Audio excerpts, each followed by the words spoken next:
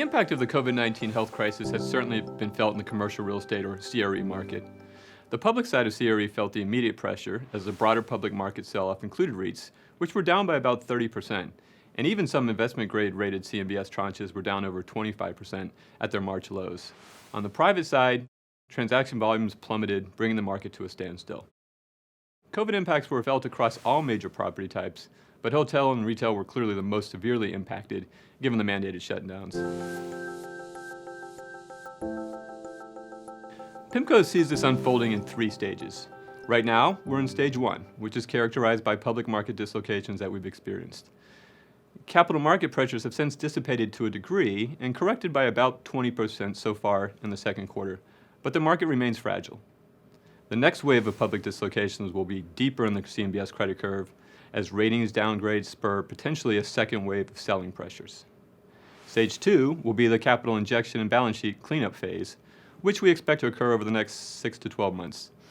Here, we expect the more proactive cash-strapped borrowers to seek equity cash flow injections, likely in a preferred equity format, to stave off potential foreclosure.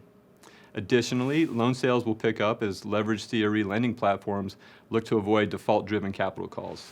Finally, starting in about a year and continuing over the next few years, we'll enter stage 3, which is the deeper distress that builds slowly through tenant defaults and downsizing. Here, even the office sector will not be immune as the balance sheet pressures from pre-COVID corporate excess, combined with the secular remote working trends that just got supercharged during COVID, could result in a slow unwind in demand that will lead to landlord pressures. These pressures will collide with a pickup in loan maturities from pre-COVID 2 to 3 year transitional floating rate loans, which were common in the office space, as well as legacy retail CMBS loans. Thus, we could expect and should expect a second wave of loan defaults and non-performing loan sales. While the stages of distress are the same as past cycles, the sources and the sectors of distress are markedly different. If we look at the global financial crisis, the distress centered around excesses in the residential space, including residential development, and it was banks who were active lenders in this space that were at the relative center of distress in the form of non-performing loans. This time, the residential sector is relatively balanced, due in part to improved regulation on banks. Instead, the distress this time will emanate from lending excesses in the corporate sector. We're already seeing the early overlap between corporate debt securities and commercial real estate as a wave of major retailer bankruptcies have already kicked off a wave of lease defaults. So what does this mean for investors? Pimco sees an evolving and diverse array of opportunities emerging in the sector that in many situations will require a deeper connectivity to corporate credit. In stage 1, our focus has been primarily on CMBS and private loans that are dislocated in pricing, primarily due to the broader capital market liquidity-driven selling pressures. We're also seeing a variety of large corporates looking to raise capital by pledging owned property.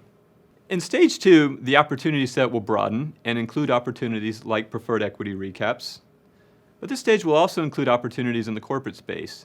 Commercial real estate related examples include sale leasebacks and secured loans to corporate borrowers. Similarly, on top of discounted loan purchase opportunities emanating from over-leveraged lending platforms, we expect to see new loan origination opportunities emerge as transaction activity picks up with far less transitional lending platforms in existence. Finally, as we enter stage 3 in years 2 and 3, we expect to see distressed asset and loan acquisition opportunities emerge as tenant downsizings and defaults collide with loan maturities.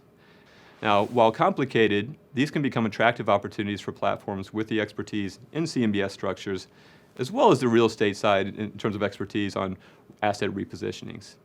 The main takeaway is that while public markets have corrected to a degree, the pain is far from over, and it will play out over multiple stages in many different forms. Pimco is prepared to help our clients navigate this environment, not only today, but over the coming months and years as the full cycle unfolds.